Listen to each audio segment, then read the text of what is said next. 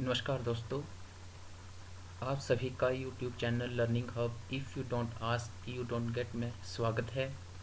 दोस्तों, आज की इस वीडियो में हम पटवारी और जीओए में हिंदी के ऊपर पूछे गए सवालों के ऊपर चर्चा करेंगे, जो कि ये एक हिंदी का सोल्व किया हुआ एग्ज़ाम पेपर है। प्रश्न नंबर 1 से शुरू करते हैं। सेक्शन हिंदी। हिंदी वर्णमाला में स्वरों की कुल संख्या कितनी है? Option A 10, B 11, C 12, D 13। Option B इसका सही उत्तर है 11। हिंदी वर्णमाला में स्वरों की कुल संख्या 11 है। उदाहरण के लिए आप देख सकते हो, यहाँ पे साथ साथ में लिखा भी गया है, जिससे कि आप आसानी से समझ सकें और अपनी कॉपी में नोट डाउन कर सकें। तो आप अपनी कॉपी में नोट डाउन भी कर सकते हो, जो भी आप नोट्स वगैरह बनाते हैं। तो जो स्वर रहेंगे वह रहेंगे अ, ई, उ, री, आ, ई, उ, ए, बड़ी ए, ओ और औ। व्यंजन 33, इसमें क वर्ग, क ख ग घ ण च वर्ग में च छ ज झ य, ट वर्ग ट ठ ड ढ ण, त वर्ग त थ द ध न, प वर्ग प फ ब भ म। इसमें अंतस्थल जो होते हैं वह रहेंगे य र ल व। ऊष्म श स स अ, श शलगम, श षटकोण, स और ह। संयुक्त व्यंजन 4 रहेंगे, इसमें क्ष, त्रंग, ज्ञ और श। द्विगुण व्यंजन 2 रहते हैं, अड़ और अढ़। अनुस्वार और अनुनासिक, अंग और अंग चांद वाला, जिसमें बिंदी लगी होती है चांद के ऊपर। विसर्ग में आ या जो विसर्गें आती हैं। तो इसमें हिंदी वर्णमाला में कुल स्वरों की जो संख्या है वह रहेगी 11। प्रश्न संख्या 2 व 3। नीचे दिए गए वाक्यों में रेखांकित शब्दों की वर्तनी के लिए 4 विकल्प दिए गए हैं। इनमें से एक विकल्प में शुद्ध शब्द की वर्तनी शुद्ध है, उस विकल्प को चुनिए। इस पुस्तक के अंत में 2 परिशिष्ट दिए गए हैं। ऑप्शन ए परिशिष्ट, बी परिशिष्ट, सी परिशिष्ट, डी प्रशिष्ट। ऑप्शन सी परिशिष्ट इसका सही उत्तर है। परिशिष्ट मीन्स इंग्लिश में अपेंडिक्स कहते हैं। इंग्लिश में इसे अपेंडिक्स और हिंदी में परिशिष्ट कहते हैं।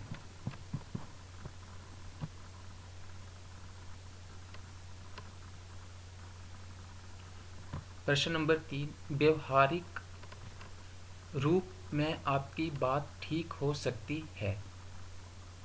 ए व्यावहारिक, बी व्यावहारिक, सी व्यवहारिक, डी व्यावहारिक। ऑप्शन बी इसका सही उत्तर है व्यावहारिक। प्रश्न नंबर 4, निरुत्तर शब्द का सही संधि विच्छेद है। ए नि जमा उत्तर, बी नि जमा उत्तर, सी निर जमा उत्तर, डी नि जमा उत्तर। ऑप्शन डी नि जमा उत्तर इसका सही उत्तर रहेगा। इसमें विसर्ग संधि लागू होती है। नि के पीछे विसर्ग जमा उत्तर बनता है निरुत्तर। प्रश्न नंबर 5, सर्वनाम के कितने भेद हैं? ए 3, बी 4, सी 5, डी 6।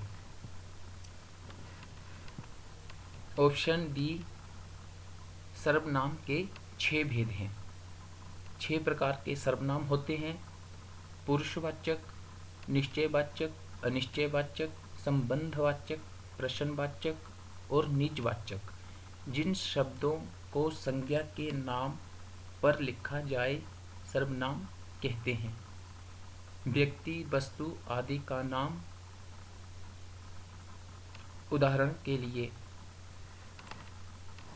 किसी व्यक्ति के नाम को पुकारा जाता है या किसी वस्तु को, तो उसको संज्ञा के नाम पर उस व्यक्ति का जब नाम पुकारा जाता है तो उसे सर्वनाम कहते हैं।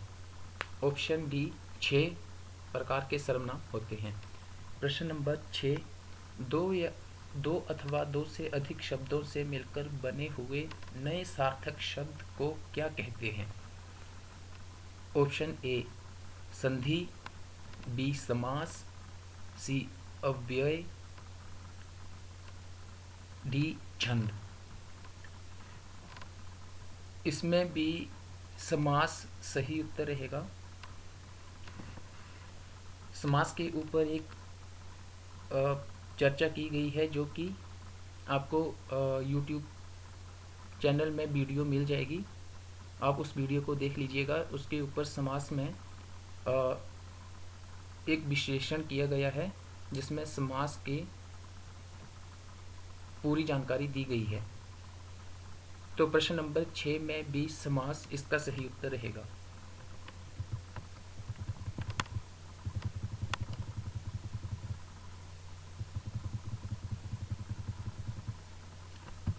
प्रश्न नंबर 7, नीलकमल में कौन सा समास है? ए बहुव्रीहि, बी तत्पुरुष, सी कर्मधारय, डी दिगु। नीलकमल में कर्मधारय समास रहेगा जिसका अर्थ है नीला है कमल जो।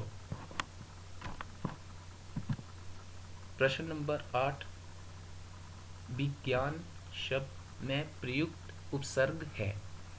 ए विज्ञ, बी ज्ञान, सी बी, डी अन। विज्ञान शब्द में भी शब्द जो प्रयुक्त उपसर्ग है वह ऑप्शन सी बी रहेगी, विज्ञान। प्रश्न नंबर 9, निम्नलिखित वाक्य में कुछ शब्द विशेषण हैं, उसका भेद छांटिए। कुछ बच्चे कक्षा में शोर मचा रहे थे। ए गुणवाचक विशेषण, बी अनिश्चित परिणामवाचक विशेषण, सी सार्वनामिक विशेषण, डी अनिश्चित संख्यावाचक विशेषण। ऑप्शन डी अनिश्चित संख्यावाचक विशेषण इसका सही उत्तर रहेगा। कुछ बच्चे कक्षा में शोर मचा रहे थे। कुछ बच्चे जिनकी संख्या मालूम नहीं थी वो अनिश्चित संख्यावाचक विशेषण रहेगा। प्रश्न नंबर 10 व 11, निम्नलिखित मुहावरों का अर्थ स्पष्ट कीजिए। अंतर के पट खोलना, ए प्रशंसा करना, बी भेद खोलना, सी विवेक से काम लेना, डी अपमानित करना। ऑप्शन सी विवेक से काम लेना। अब इसकी व्याख्या देखते हैं। चाहे कितनी भी कठिन परिस्थिति हो, हमें अंतर के पट खोल कर ही कोई निर्णय करना चाहिए। आंसर सी विवेक से काम लेना, इसका सही उत्तर रहेगा अंतर के पट खोलना।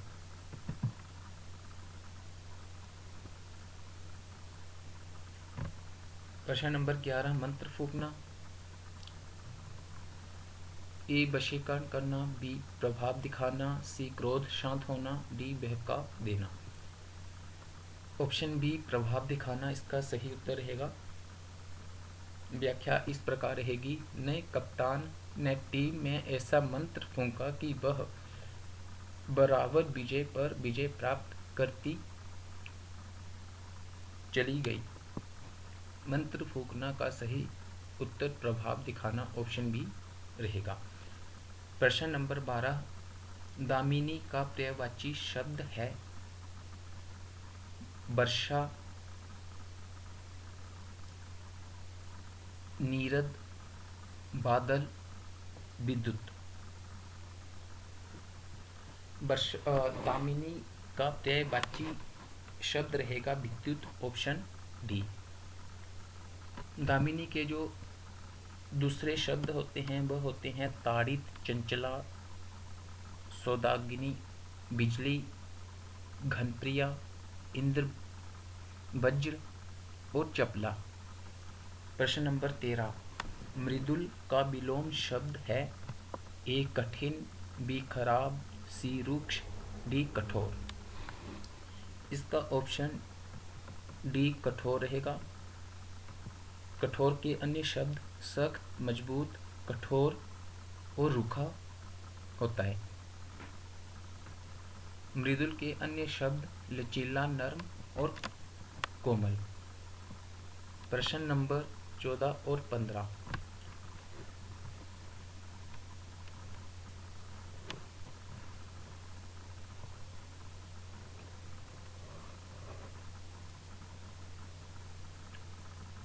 जंगल में लगने वाली आग जठरा नल, बी दावा नल, सी बड़वा नल, डी कामा नल। जंगल में लगने वाली आग दावा नल ऑप्शन बी रहेगी। जठरा नल ये जठराग्नि होती है।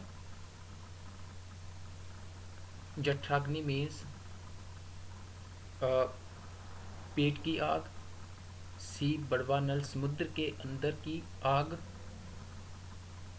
दावा नल जंगल में लगने वाली आग। और कामा नल ये समुद्र और पेट्रोल के अंदर लगने वाली आग कहते हैं।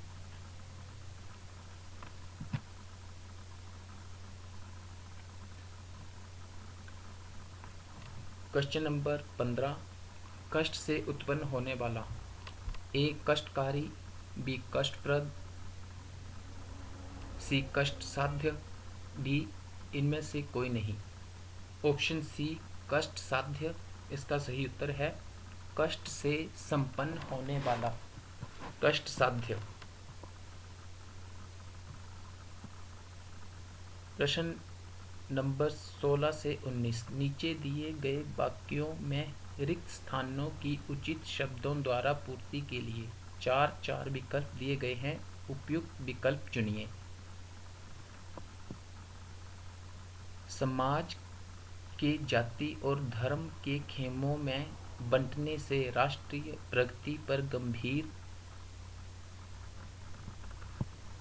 डैश लग रहे हैं। ए पद चिन्ह, बी लिपि चिन्ह, सी प्रश्न चिन्ह, डी विराम चिन्ह। ऑप्शन सी प्रश्न चिन्ह इसका सही उत्तर रहेगा। समाज के जाति और धर्म के खेमों में बंटने से राष्ट्रीय प्रगति पर गंभीर प्रश्न चिन्ह लग रहे हैं। अगला प्रश्न है प्रश्न नंबर 17। केवल पुस्तकीय ज्ञान छात्रों की मौलिक प्रतिभा का रिक्त स्थान नहीं कर सकता। ए अमर्ष, बी उन्मेष, सी पीयूष, डी प्रत्यूष। ऑप्शन बी उन्मेष सही उत्तर रहेगा। केवल पुस्तकीय ज्ञान छात्रों की मौलिक प्रतिभा का उन्मेष नहीं कर सकता। उन्मेष मीन्स वृद्धि। प्रश्न नंबर 18। वस्तुतः रिक्त स्थान मनुष्य वही है जो मानवता का आदर करता है। ए यथार्थ, बी चरित्रवान, सी संपूर्ण, डी सच्चा। ऑप्शन बी चरित्रवान इसका सही आंसर है। वस्तुतः चरित्रवान मनुष्य वही है जो मानवता का आदर करता है। प्रश्न नंबर 19। महात्मा बुद्ध करुणा के साक्षात डैश थे। ए अपरिग्रह, बी अनुग्रह, सी विग्रह, डी परिग्रह। ऑप्शन बी अनुग्रह इसका सही उत्तर रहेगा। महात्मा बुद्ध करुणा के साक्षात अनुग्रह थे। प्रश्न नंबर 20। निम्न वाक्यों में से कौन सा मिश्र वाक्य है? ए चोर को देखकर सिपाही पकड़ने दौड़ा, बी नेताजी भाषण देकर चले गए, सी सेठ जानता है कि नौकर ईमानदार है, डी बिजली नहीं थी इसलिए अंधेरा था। ऑप्शन डी इसका सही उत्तर रहेगा। बिजली नहीं थी इसलिए अंधेरा था। प्रश्न नंबर 21। वह स्टेशन पहुंचा और गाड़ी छूट गई में कौन सा वाक्य रूप है? ए सरल वाक्य, बी मिश्र वाक्य, सी संयुक्त वाक्य, डी इनमें से कोई नहीं। ऑप्शन बी मिश्र वाक्य इसका सही उत्तर रहेगा। वह स्टेशन पहुंचा और गाड़ी छूट गई।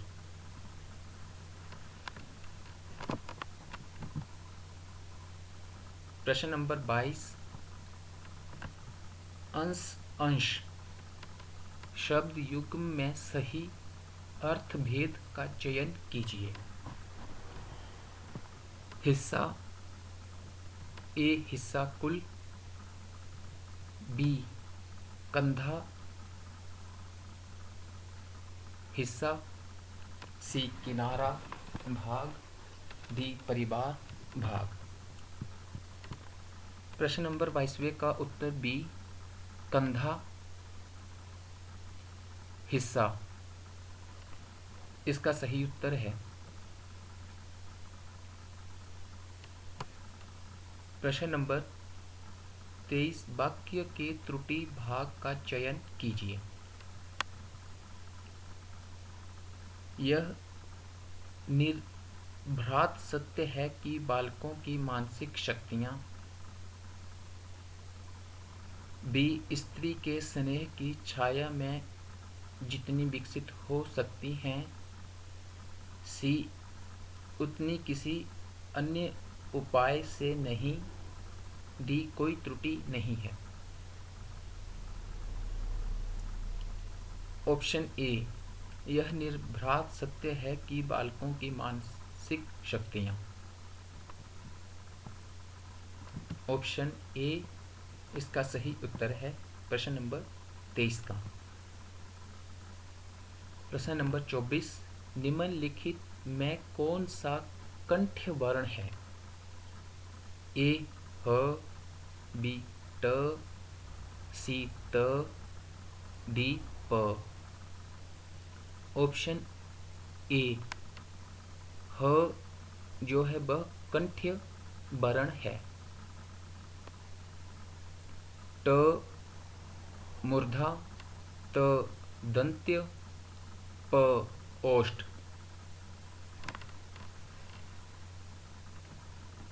प्रश्न नंबर 25। नीचे दिए गए प्रश्न में वाक्य के पहले और अंतिम भागों को क्रमशः 1 और 6 की संख्या दी गई है। इनके मध्यवर्ती वाक्यों को 4 भागों में बांटकर य, र, ल, ब की संज्ञा दी गई है। ये चारों वाक्य उचित क्रम में नहीं हैं। दिए गए विकल्पों में से उचित क्रम चुनिए जिससे सही वाक्य का निर्माण हो।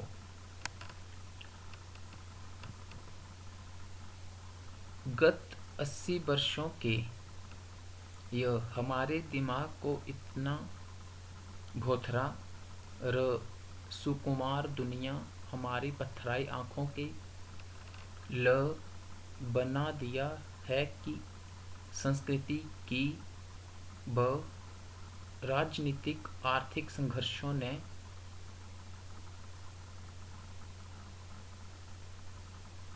सामने आकर भी नहीं आ पाती।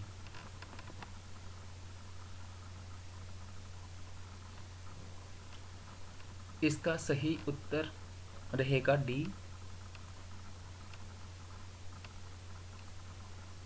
राजनीतिक आर्थिक संघर्षों ने हमारे दिमाग को इतना भोथरा बना दिया है कि संस्कृति की सुकुमार दुनिया हमारी पथराई आँखों के सामने आकर भी नहीं आ पाती। यह एक उचित वाक्य है। इसकी सही उत्तर डी रहेगी। दोस्तों, इस हिंदी के सेक्शन में लगभग हमने सभी 25 प्रश्नों तक सभी हल कर लिए हैं और आप इन्हें अपने नोट्स में नोट डाउन भी कर सकते हो। इनको साथ साथ में दिखाया भी गया है, जो भी सॉल्व किए गए थे या जो भी साथ साथ में इनके लिखे गए हैं, तो आप अपनी कॉपी में नोट डाउन कर लीजिए। जिस प्रकार ये प्रश्न नंबर 10, 11 और जो भी इसके जैसे प्रश्न नंबर 1 हिंदी वर्णमाला में स्वरों की संख्या, कुल संख्या कितनी है, तो ये इसके ऊपर ये पूरा विश्लेषण किया है, तो आप इसको नोट डाउन करके रख लीजिए, क्योंकि ये हिंदी का पेपर सभी एग्ज़ाम में पूछा जाता है। इस प्रकार के प्रश्न, चाहे वो पटवारी के हो, जीओए के हो या अन्य कोई भी, तो हिंदी के व्याकरण के ऊपर आने वाले इसी प्रकार के प्रश्न रहते हैं। तो आप इन्हें नोट डाउन करके रख लीजिए, क्योंकि आपके आने वाले जो भी एग्ज़ाम है उनमें आपको सहायता मिलेगी। दोस्तों, मैं आशा करता हूँ आपको ये वीडियो पसंद आई होगी। वीडियो को लाइक, शेयर और चैनल को सब्सक्राइब करना। अब मिलते हैं एक नए टॉपिक के साथ एक अगली वीडियो में। तब तक दीजिए इजाज़त। जय हिंद, जय भारत, जय हिमाचल। धन्यवाद।